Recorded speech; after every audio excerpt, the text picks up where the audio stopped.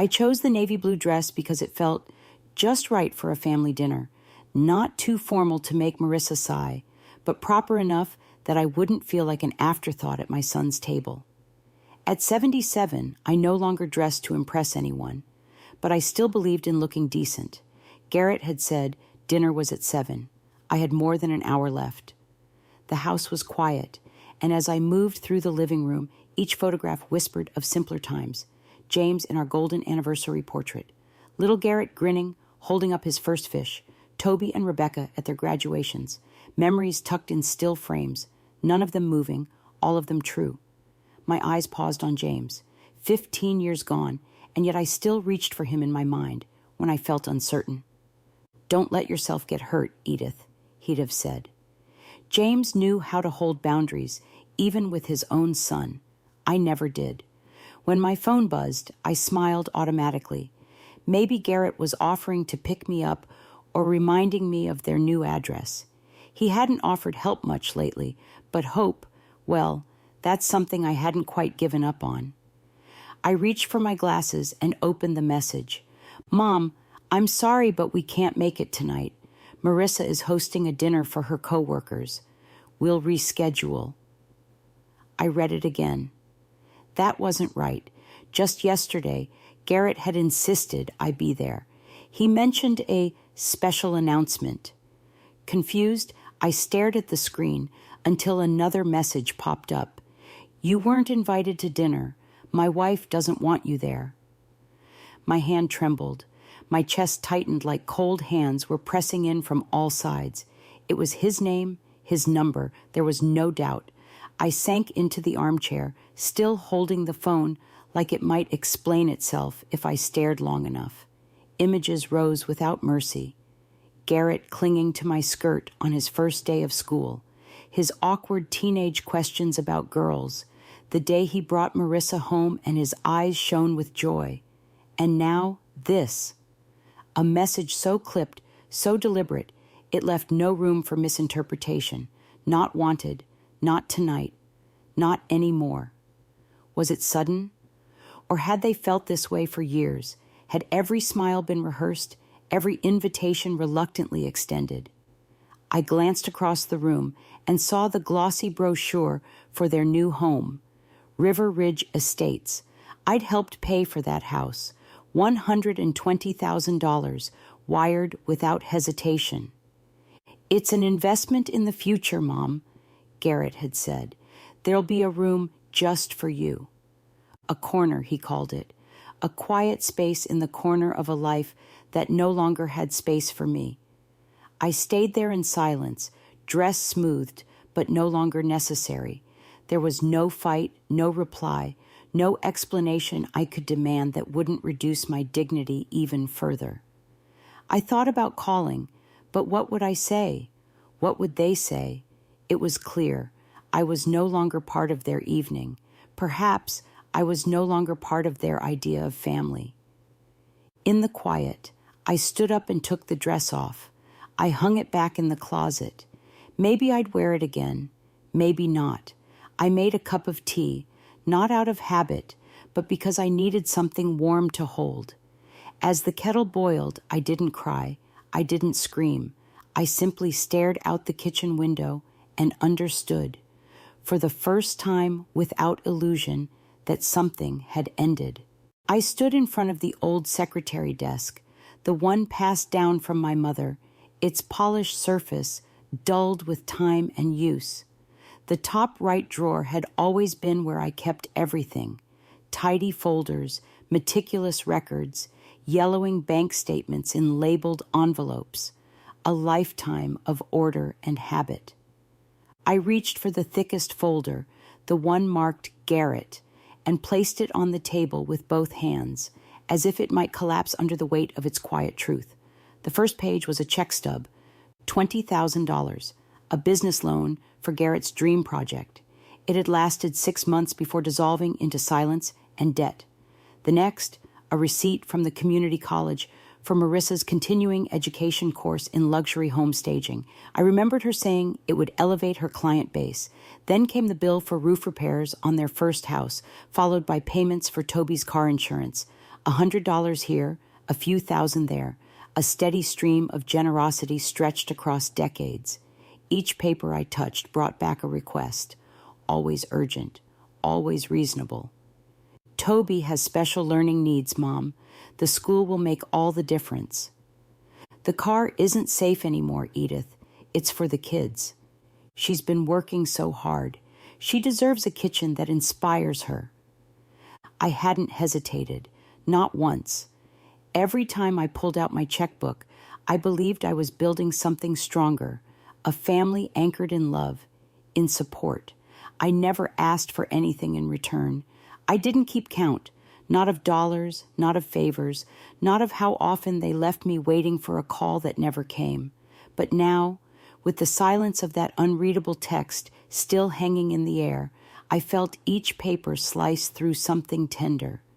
Page after page, memory after memory, each one a quiet revelation. I'd been generous, yes, but I'd also been blind. I'd confused obligation with closeness. I thought if I gave enough, supported enough, sacrificed quietly enough, I'd be seen. I'd be included. I'd belong. Instead, I'd been sidelined, neatly, efficiently. My love had become something they factored into their budgets, something assumed like running water or electricity, present until shut off.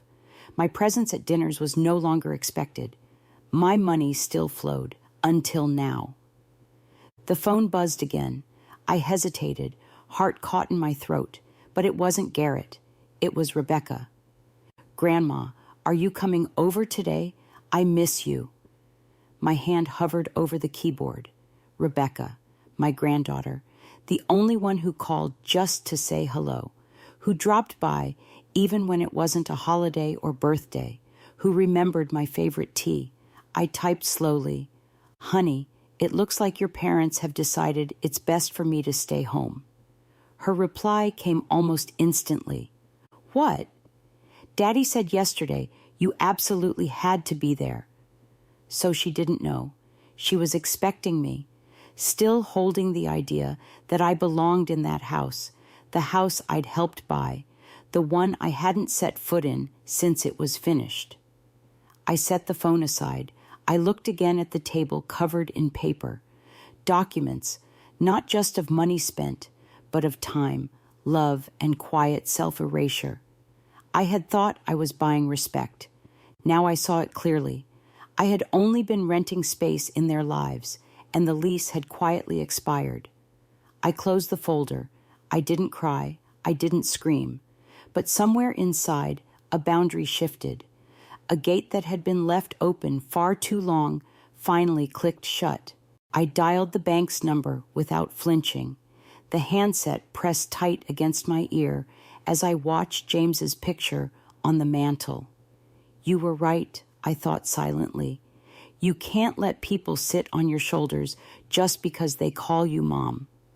When the line connected, a polite young woman greeted me with the usual script, her voice pleasant, unaware that she was about to witness something irreversible. "My name is Edith Wembley. I'd like to review the regular payments from my accounts." "Yes, Mrs. Wembley. May I ask you a few security questions?" As I answered, the calm in my tone surprised even me. There was no shaking, no hint of nerves, just the steadiness that comes when grief hardens into resolve. My fingers rested on the file folder, still open beside me. Each sheet was a reminder of how deep I had dug myself into their lives, not as a mother, but as a lifeline. "What would you like us to do today?" she asked gently. "I want to cancel all automatic payments and transfers from every account I own," I said. There was a pause. "All payments, ma'am? There are quite a few." "Yes, every single one. And I'd also like to begin revoking the power of attorney I granted to my son, Garrett Wembley." The hesitation in her silence was subtle, almost imperceptible. "This is a significant change, Mrs. Wembley. We would usually recommend an in-person visit for something of this scale." "I'll come by first thing tomorrow," I said, "but I want the suspension to begin today." "Understood. I'll begin the process of freezing all scheduled payments until your visit." As she typed, I stared at the photo of Garrett on the wall, his college graduation, arms thrown around my shoulders, his smile wide and unguarded. Somewhere between that moment and the message he sent yesterday, something had unraveled. And maybe I had helped pull the thread. Every time I paid, every time I stayed quiet, I told them it was okay, that I didn't mind being last. "Suspension complete," the banker finally said. "You had 174 active payments. All are now on hold." 174. I didn't even know the number. It was more than bills. It was proof of how thoroughly I had entwined myself into their daily lives. Gas bills, mortgage payments, insurance, country club memberships, school tuition, credit cards, groceries, everything. "Thank you," I said, and ended the call. I didn't tell anyone. I didn't text Garrett.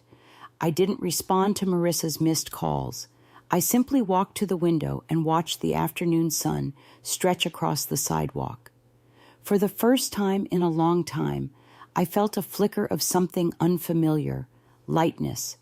It wasn't joy, not yet, but it was the beginning of space, of room to breathe. The kettle clicked off behind me. I poured the tea slowly, cupping the mug in both hands, letting the steam rise into my face. I didn't toast or speak or think of anything noble. I simply stood still and listened to the silence, and it didn't feel empty. It felt earned. That evening, I turned off my phone. Not out of anger, but out of necessity. The device had become an instrument of noise, buzzing, flashing, demanding attention from people who had offered so little of it to me when it wasn't about their needs. I placed it face down on the kitchen counter and let it rest. I needed the silence more than I needed answers. It didn't last long. A few hours later, a knock at the door startled me. I wasn't expecting anyone. When I opened it, Rebecca stood there, arms wrapped tightly around herself like she wasn't sure she should be. Her eyes searched mine before she even spoke. "I've been calling all day." I nodded. "I know." She stepped inside quietly, her gaze drifting to the folder still open on the dining table. The document spread out like a forensic map of misused love. "Grandma, what's going on?" I offered her a seat. The kettle was already warm again. I didn't need to explain everything, but I needed her to know enough. "Your father canceled my invitation to dinner last night," I said, pouring hot water over the tea leaves. "He said your mother didn't want me there." Rebecca's face twisted in confusion. "What? He said you absolutely had to come. All week, that's what he kept saying." I slid my phone toward her and tapped the message on the screen. She read it in silence, then again. Her shoulders dropped as she lowered the phone. "I didn't know," she whispered. "I swear, I had no idea." "I believe you," I said. The silence between us wasn't uncomfortable. It was soft, necessary. She sat with her hands folded, the way I once did as a child when I was too afraid to ask something, but too determined not to. Is this why you turned everything off? The payments?" I didn't nod. I didn't confirm or deny. Instead, I handed her a cup of tea and let her read the answer in the lines on my face. Rebecca held the cup with both hands, fingers trembling slightly. "I always knew," she said quietly. "I mean, I saw it, the way they leaned on you. Took advantage, especially Mom. I tried to talk to Dad, but he always defended her." I heard her. And for the first time in a long time, I felt heard in return. "What happens now?" she asked. Her voice was cautious, not for herself, but for me. "They'll adjust," I said. "They're adults with jobs, with means. What they lack in comfort, they'll make up for in responsibility." "And you?" I stirred my tea slowly. "I'll be fine, Rebecca. I've just remembered how to choose myself." She didn't argue. She didn't ask me to reconsider. She only nodded and said, "I've never seen you this calm. I haven't seen myself this way either." When she stood to leave, she hugged me longer than usual, not out of pity, but solidarity. At the door, she turned back. "I'm not taking sides, Grandma. I just want you to be okay." "I know, sweetheart," I said. "This is between me and your parents. You don't need to carry any of it." After she left, the silence returned, but it was a different silence now, no longer hollow. It held warmth, a beginning, a flicker of something that felt like reclaiming. The next morning, I woke before sunrise. I hadn't taken a sleeping pill the night before, yet my sleep had been uninterrupted, deep, still, unlike the restless nights that had crept in over the past few years. For once, my mind wasn't spinning with calculations about who needed what, or how I could stretch my pension to cover another private tuition payment. I made a cup of tea, sat by the window, and watched the street slowly wake up. By 8:30, I was standing in front of the red brick office building where Francis Whitaker practiced law. He'd been our family attorney since James was alive. Back then, we visited him to update our will, sign property papers, or ask advice about investments. James always said Francis was sharp, not in a ruthless way, but in a way that made you feel like someone was finally playing defense on your behalf. "Mrs. Wembley." Francis greeted me warmly. He looked older, his beard grayer, but his eyes hadn't changed, still quick, still quietly amused by the world. I sat down, placing my handbag carefully on my lap. "I want to change my will," I said, "and establish a lifetime trust, one they can't touch." Francis raised an eyebrow. He didn't ask why. "Let's talk options," he said, pulling out a legal pad. And for the next hour, we did. We went over irrevocable trusts, new power of attorney arrangements, and protections against coercion or manipulation. Francis explained everything in clear, deliberate terms, pausing only to make sure I understood. I did. Perfectly, maybe for the first time in years. When we finished, he leaned back and tapped his pen on the table. "This is a bold move, Edith. It's long overdue. I'll have the papers ready by the end of the week." "Sooner, if possible," I said. "I want it done while I still have clarity and strength." He nodded. "You know, James used to say you were the strongest person he'd ever met. Most people missed it because you gave so much." I smiled at that. James had seen me clearly, even when I didn't. I stepped out of the office and into the early autumn air. The breeze carried a crispness that hinted at change, not the kind that barrels through like a storm, but the kind that arrives gently, as if it's been waiting for you to notice. Instead of heading straight home, I stopped at the grocery store. I didn't buy for Garrett or Marissa, or for Toby's latest preference in snacks. I bought what I liked: Earl Grey tea, fresh raspberries, a small lemon tart. As I moved through the aisles, I realized something peculiar. I wasn't rushing. I wasn't checking my phone. I wasn't making mental notes about what they might need next. I was shopping for myself, and it felt unfamiliar, not selfish, not rebellious, just new. When I returned home, I placed the groceries in their proper places and made myself a light lunch. As I sat down, the phone rang again. Garrett. I let it ring. He could wait. For once, I wasn't rearranging my day to accommodate someone else's urgency. I didn't feel triumphant. I didn't feel vindicated. I felt grounded, like a tree that had stopped bending toward someone else's weather. The trust was only paperwork. The legal protections were necessary, but the real shift had already begun. I wasn't asking for anything back. I was just making sure what remained was finally mine. The bank opened at 9, but I arrived at 8:40. The streets were quiet, the kind of quiet that belongs only to early mornings, before the city forgets itself again. I wasn't nervous. I wasn't rehearsing what I would say. I knew exactly what I came to do. Linda Howard had worked at the bank for 30 years. James and I had always trusted her. When she saw me walk in, she smiled. But it was a different kind of smile, wary, kind, like she understood this wasn't routine. "Edith," she said, shaking my hand gently, "I received the request from yesterday. Everything's been suspended. Are you sure about this?" I met her eyes and nodded. "Yes, I want to cancel all of the payments permanently, and I want to revoke Garrett's access to everything." She blinked, then nodded again, slower this time. "It will take some time. There are a lot of them." "I'm not in a hurry."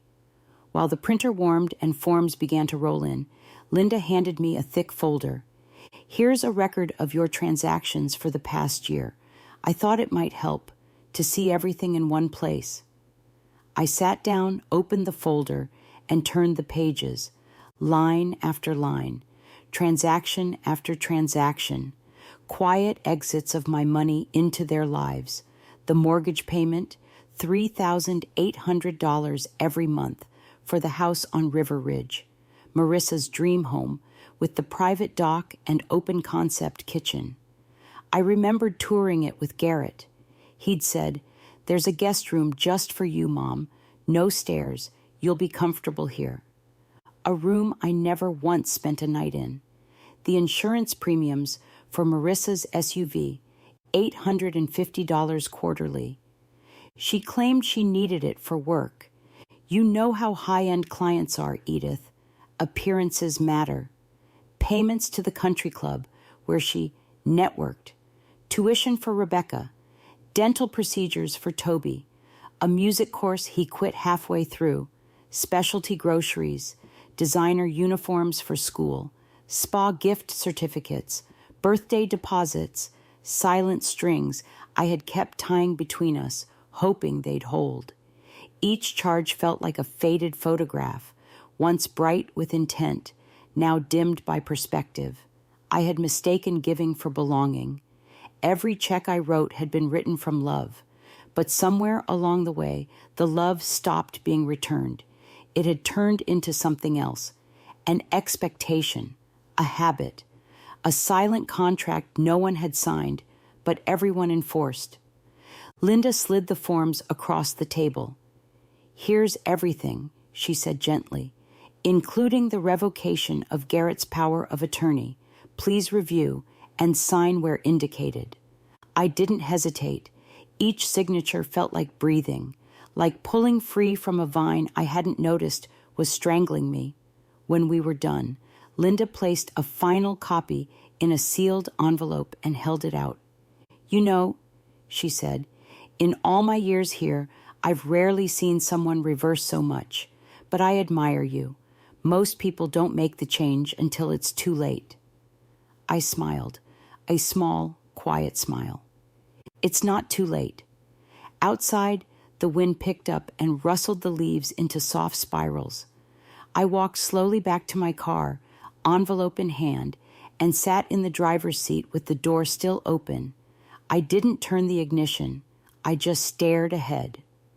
The house I'd paid for, the life I'd funded, the room I'd been promised, none of it had ever really been mine. But now, finally, something was. It started with a polite knock. Not frantic, not forceful, just firm, practiced. When I opened the door, Marissa stood there, holding a glossy white box tied with gold ribbon, pastries from the most expensive bakery in town. Her hair was as immaculate as ever, not a strand out of place, and her coat matched the shoes she wore. It was her armor, I realized, her version of sincerity. "Edith," she said with a rehearsed warmth. "Good morning. May I come in?" I didn't answer immediately. I stepped aside without a word and let her in. She walked with her usual confidence, heading straight for the living room like it still belonged to her. "I thought we should talk," she said as she sat, crossing her legs neatly. "There's been a terrible misunderstanding." I sat opposite her, choosing the chair that faced the light. I didn't offer her tea. She opened the box, gesturing toward the pastries like a peace treaty. Garrett shouldn't have sent that message. It was an emotional overreaction. We were both under stress. Hosting a dinner for colleagues is always pressure-filled. You understand. I said nothing. Her voice filled the room anyway, smooth and controlled. That night was important to my career. We had potential clients over. It wasn't personal, it was situational. You know how sensitive people can be to appearances. There it was again. That word, appearances. It had always been her true religion. You thought I'd ruin it, I said softly, not accusing, just observing. Marissa blinked. No, of course not.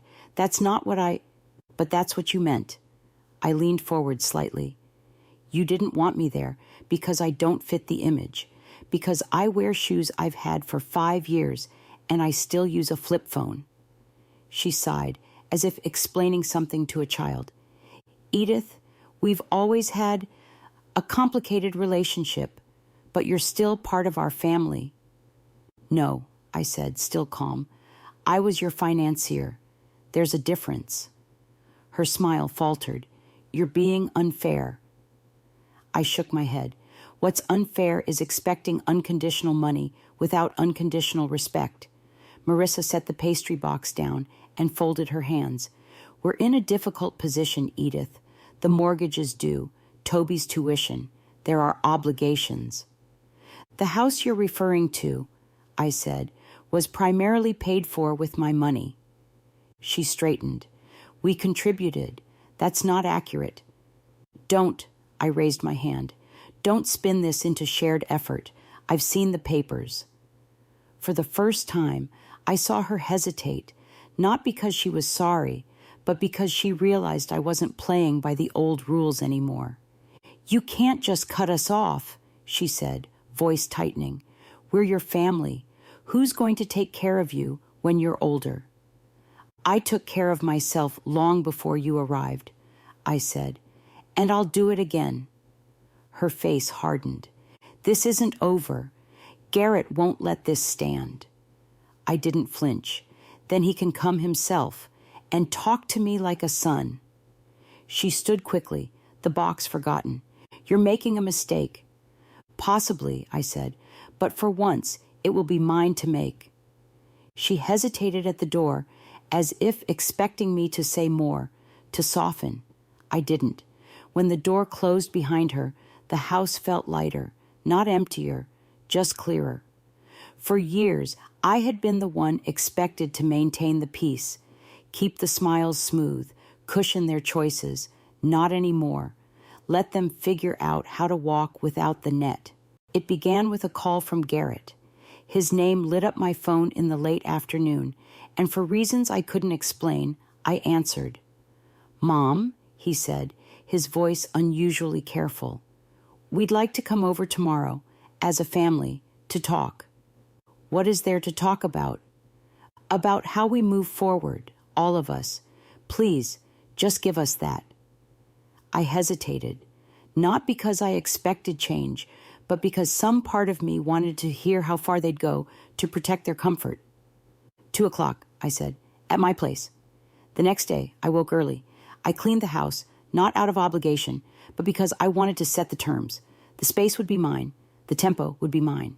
By noon, the room smelled of tea and lemon oil.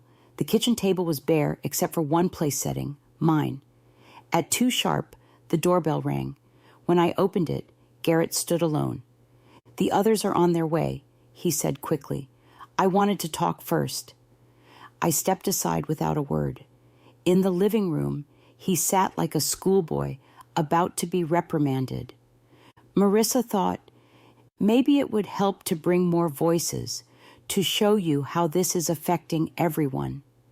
Before I could respond, more cars pulled up. I moved to the window and watched as not just Marissa and the children emerged, but her parents, her sister and brother-in-law, and 2 family friends I barely knew. What is this? I asked, turning to Garrett. She thought, well, we all thought, it might help if more people were part of the conversation. The conversation, I repeated. He nodded. This isn't just about money. It's about family. I walked to the front door and opened it. Marissa stood in the center of the group, her posture proud, her smile hollow. Edith, she said brightly, projecting just enough to be heard by all. We're all here because we care. I looked past her, at the cluster of onlookers who were shifting uncomfortably, clearly briefed on a different version of the story. I turned back to Marissa. This is my house. You were not invited, and I will not entertain a courtroom drama staged in my own living room. But we're family, she protested. Then you'll respect my rules. I looked at the gathering. Only Garrett, Toby, and Rebecca may come inside. The rest of you, please leave. There was silence. Then Garrett's father-in-law, a tall man with a military jawline, nodded and gently ushered the group back toward their cars. Rebecca walked past without a word, her eyes fixed on the ground. Toby trailed close behind Marissa, uncertain. Once the door closed behind them, I returned to my seat and folded my hands. So, I said, what is this really about? Marissa was the first to speak. You've made a drastic decision that affects all of us. Garrett's brother is struggling. My parents were relying on our support for their retirement home. The mortgage is weeks from default. Toby, I see. I interrupted. So it isn't just about your family. It's about all the people you extended promises to with my money. It was never meant to be like this, Garrett murmured. No, I agreed. It was meant to go unnoticed, forever. Rebecca shifted uncomfortably. Toby cleared his throat, trying to look composed. You've made your point, Marissa said finally, her tone sharpening. But if you don't reconsider, this could break the entire family. Then let it break, I said. If it was only held together by my bank account, it wasn't a family to begin with. Marissa's mask slipped, just for a second. Her face hardened. You'll regret this, Edith. No, I said. What I regret is not doing it sooner. She stood, motioning for the others to follow. Garrett hesitated at the doorway, his hand hovering above the knob. I don't know what you want from us. Nothing, I said, and that's exactly what you'll get. When the door closed, I didn't move. I didn't cry.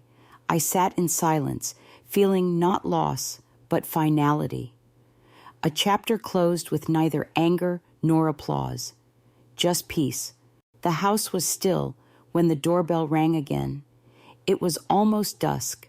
I opened it to find Toby, rumpled shirt, dark circles under his eyes, shoulders slouched like a man carrying too much pride and not enough preparation. Can I come in? He asked. I didn't speak. I stepped aside. He sank into the couch, rubbing his hands together like he was warming them, though the room wasn't cold. I need help, he said. He didn't stammer, didn't try to ease into it, just said it plain, like a line he'd rehearsed in his head all day. My credit cards are frozen. I can't pay rent. My car lease is behind. I'm kind of screwed. I sat across from him, my face unreadable. I waited. I know I haven't been great, he added. I haven't called much or visited, but I do care, Grandma. I really do. And I promise, if you can just help this one time, I'll pay you back. I'll figure it out.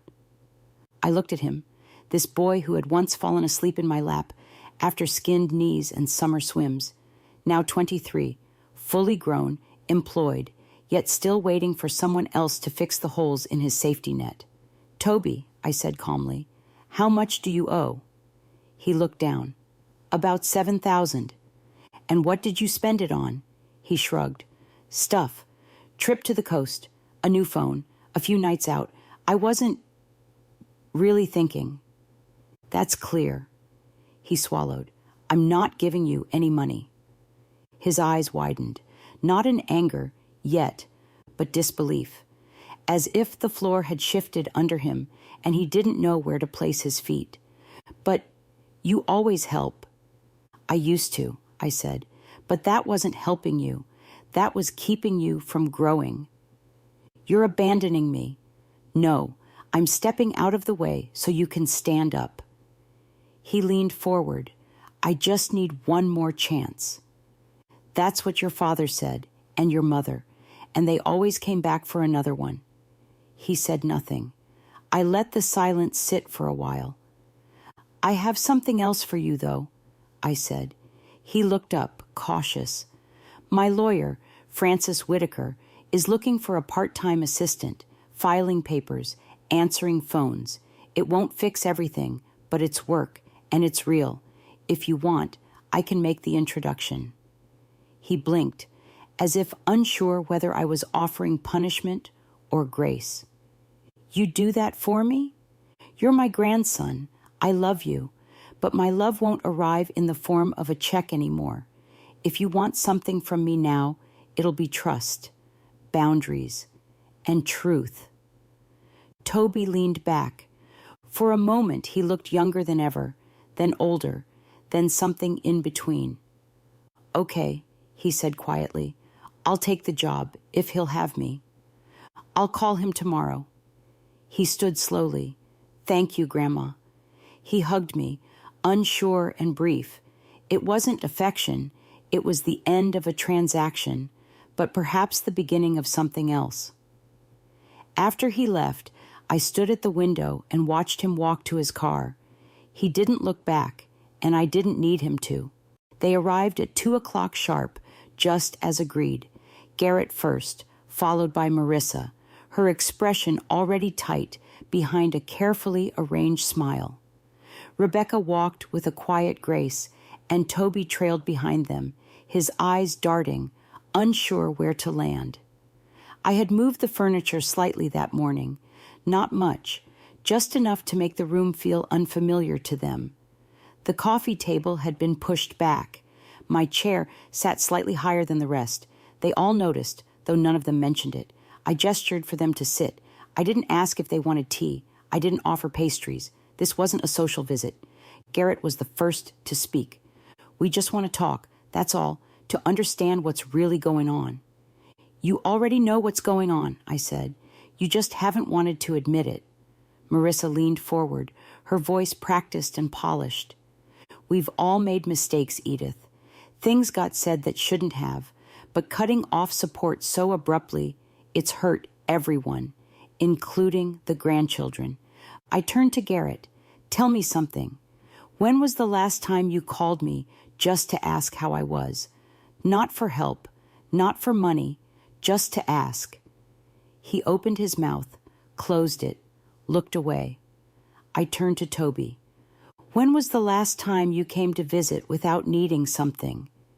He didn't even pretend to remember. Finally, I faced Marissa.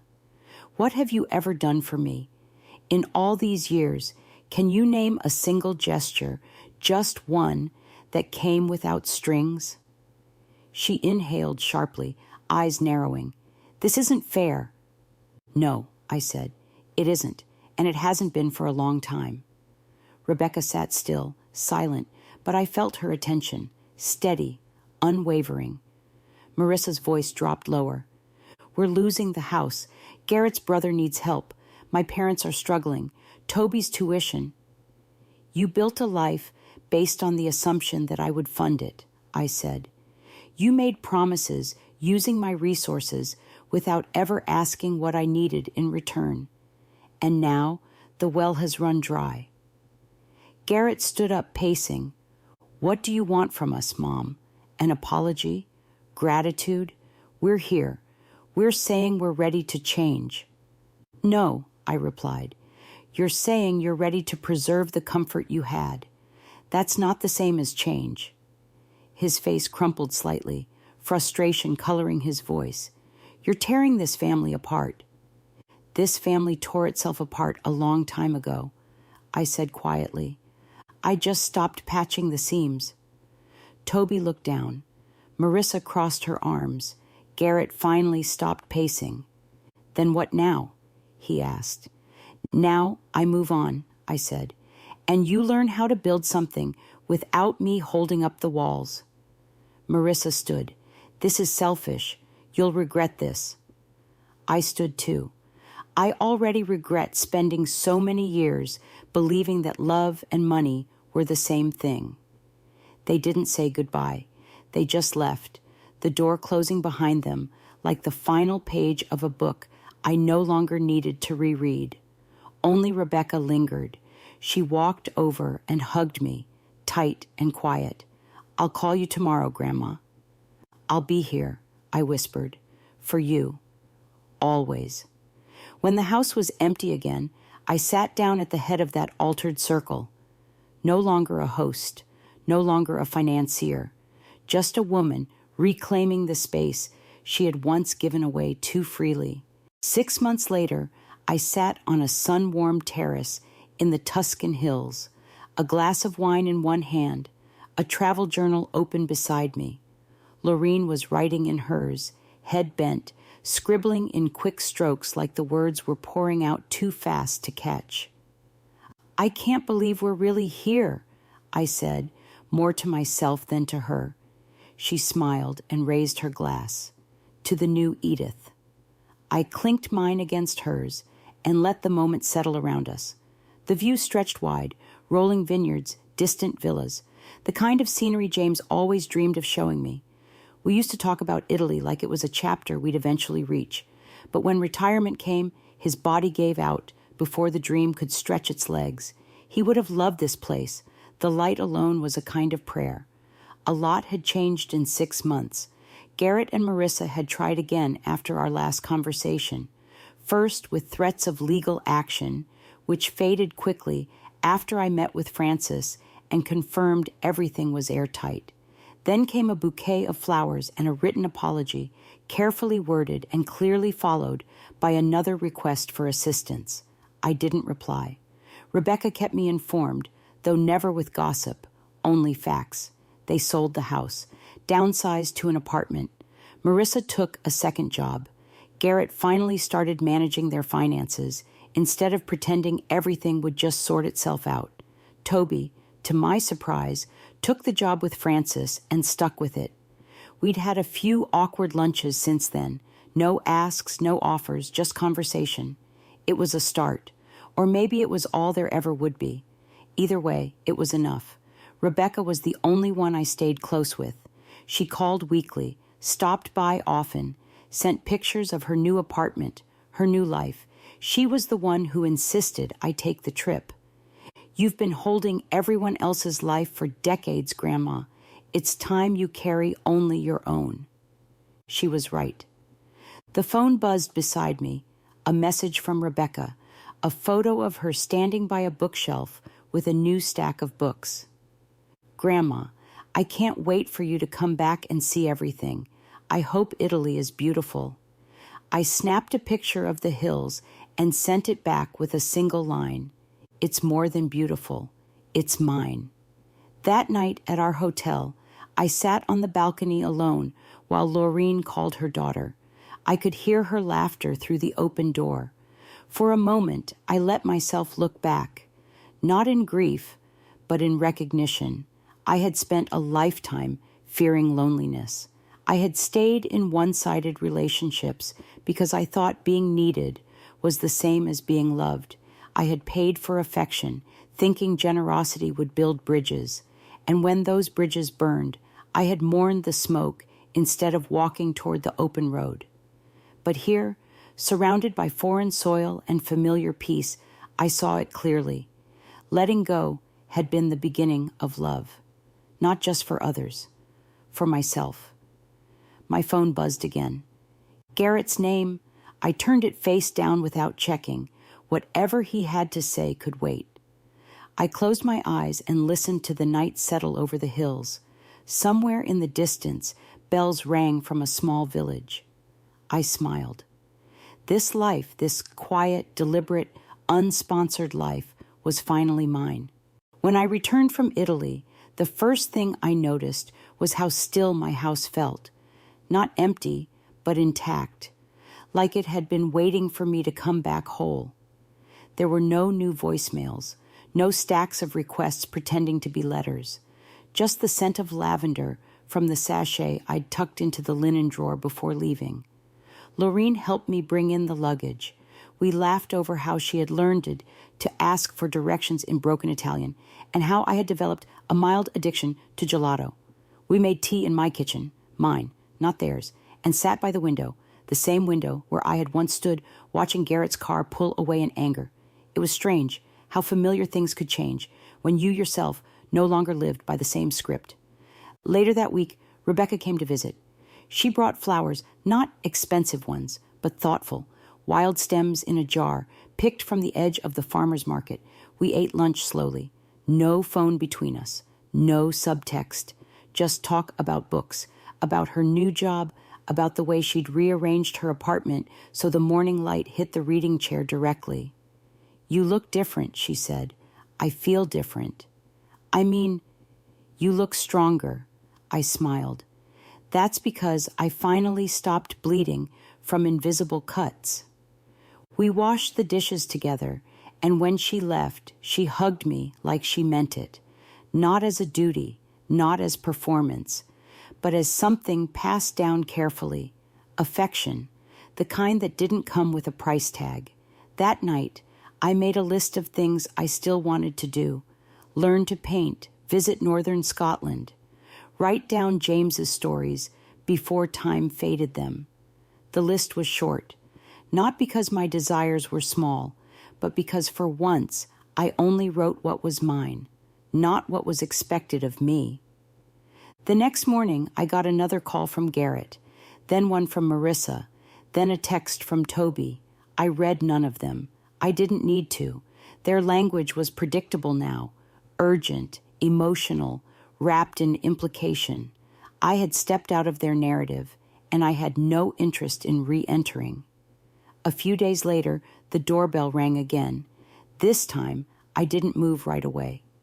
I finished folding the last dish towel. I poured my tea. I took one slow sip before walking to the door. Through the peephole, I saw Garrett, alone, no bouquet, no papers, no grand gesture, just a tired man in a crumpled coat holding something I couldn't see. I let him knock twice more, then I stepped back, and I didn't open the door, not out of spite, not out of anger, but because I didn't need to anymore. On the kitchen wall, the clock ticked without rush. Outside, the leaves were beginning to turn.